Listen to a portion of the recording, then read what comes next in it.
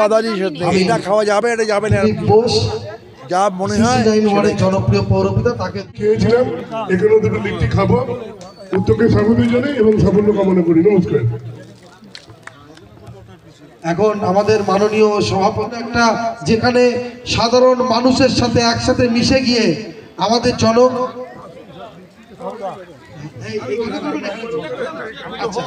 জনপ্রিয় জনপ্রতিনিধিরা তারা এখানে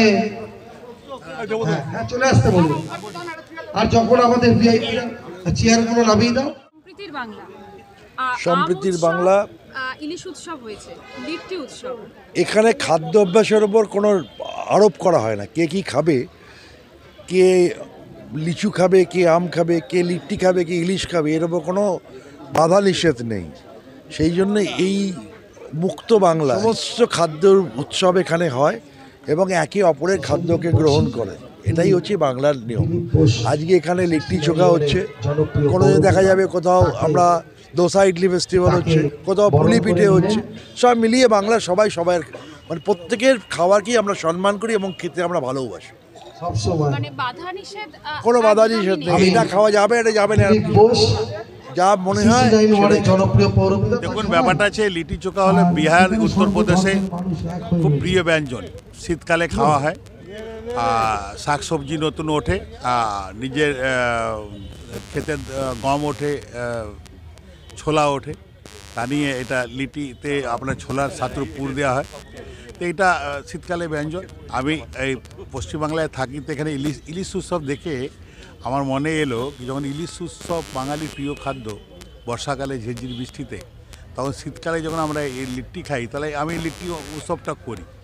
এবার এই মেলবন্ধনটা যে করলাম বিহার, ইউপি, উত্তরপ্রদেশ, রাজস্থানের লোকেদেরকে নিয়ে, পশ্চিমবাংলা মানুষকে নিয়ে, 1999 সালে যখন প্রথম শুরু করি, তখন কিছু মানুষ বলে, আমার প্রত্যেকেই বলতে লিট্টি মানে কী, লিট্টি মানে কী। আজকে আমি খুব ভাগ্যবান মনে করি, এখন প্রত্যেকে লিট্টি চোখা মানে কি বুঝে গেছেন এবং সবাই আনন্দের সঙ্গে ভোগ করেন, আনন্দ করে খান। এটা আমার উদ্দেশ্য ছিল, এটা আমি উদ্দেশ্য পূর্তি করে পেরেছি। পশ্চিমবাংলা আর বিহার, ইউপি সংস্কৃতিটাকে বেলাতে পেরেছি, সমস্ত মানুষকে এক করতে পেরেছি, এটাই আমার ভিশন ছিল, তার মধ্যে আমি সাকসেস। প্রথমবার আমরা সবাই মিলিয়ে একটা লিট্টি চোখার প্রোগ্রাম করেছি। আপনাদের সবাইদের আশীর্বাদ, আপনাদের সবাইদের সহযোগ নিয়ে আমরা চেষ্টা করব। সবাইয়ের কলকাতা গুজরাটি অ্যাসোসিয়েশন, আমাদের পদ্মপুকুরি অ্যাসোসিয়েশন সবাই মিলিয়ে আর এই প্রোগ্রামটা বড় করে ভালো করে করার চেষ্টা করব। আর আপনার সবাইদের সাপোর্ট। कृष्ण है प्रताप से लिट्टी सेक लिया, चटनी से खा लिया, मज़ा आ गया एकदम। अगला साल फिर आ जाएंगे। কলকাতায় সেটা अरे कलकत्ता में बहुत होता है, भवानीपुर में हो रहा है, ये ताज्जुब का बात है, बड़ा अच्छा चीज़ है। और संदीप बुक्सी है, अगला साल में और देखिएगा कितना जोश होता है। नहीं, ये बंगाल जो है ना, ये मतलब क्या है, सबका है। ये देखिए सरदार जी बैठा हुआ लिट्टी खा रहा है, यहाँ सरदार भी मिलेगा, बंगाली भी मिलेगा, यूपी भी मिलेगा, बिहार भी मिलेगा, यहाँ सब मिलेगा।